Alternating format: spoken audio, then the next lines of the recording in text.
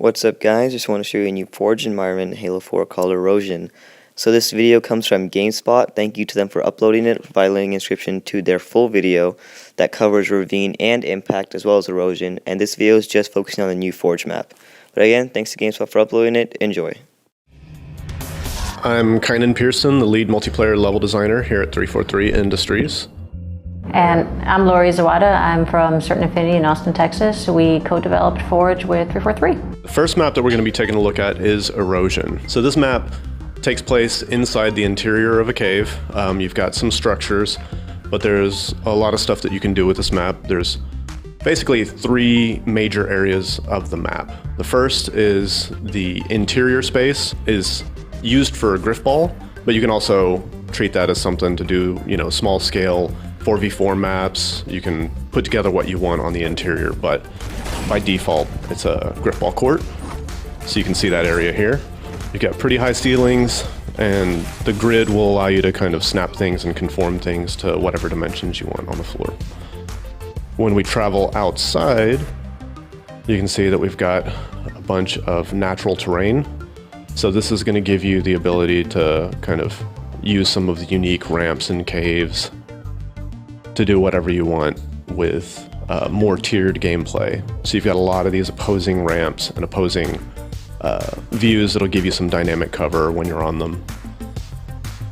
So as you're running over, you can engage people, but the terrain gives you that natural cover to be able to back up and use that dynamically, or to kind of run around through these little nooks and crannies. But again, you can use your forge pieces however you want to block off any of the paths that you would like. So we have this main structure in the back as a landmark, little pit area over here, and you can see that the level is tiered and kind of moving down.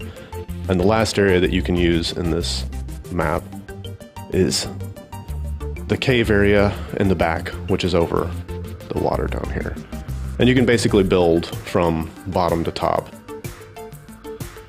A little nook down here in the bottom that gives you stuff so that you could build some of the structures against the walls in the bottom. Quite honestly, with this being like the most defined piece of terrain of the Forge maps, it gives people a good start if they're trying to find something that's a little bit more directional gameplay with the cliffs, as Kynan said. Other maps kind of start with a little bit more clean slate, what some people can find a little bit intimidating. And again, you can adjust the stuff by blocking certain tunnels with forge pieces. You could leave it as is. You could put up giant walls and just cover half this area, or other situations you could just be completely over the water. So it gives you just a lot of variety for initial starting point. In terms of how far you can forge up also, if kind of could look up here for a second, it gets, you cannot actually go past I guess those girders up there, but if you turn 180 and go all the way out, that kind of gives you an idea of how far you can go. And then to the far distant area, there's two giant pillars, which they look close here, but if we actually fly out there, it takes a while to get there. That would be kind of the ending point for this entire Forge zone. We wanted to give some kind of moody, atmospheric sort of experience for the Forge users, which isn't your bright sun, green grass, and perfect blue water. Yeah, we took a lot of time to make sure that we had plenty of variety in the Forge palettes so that people could, have different visuals when they were going around. And this was one of the ones that we wanted to make sure was really accessible for early Forge users, as Lori was saying, with making sure that there's more defined terrain that they can build off of so that they don't have to fill in all of the details themselves.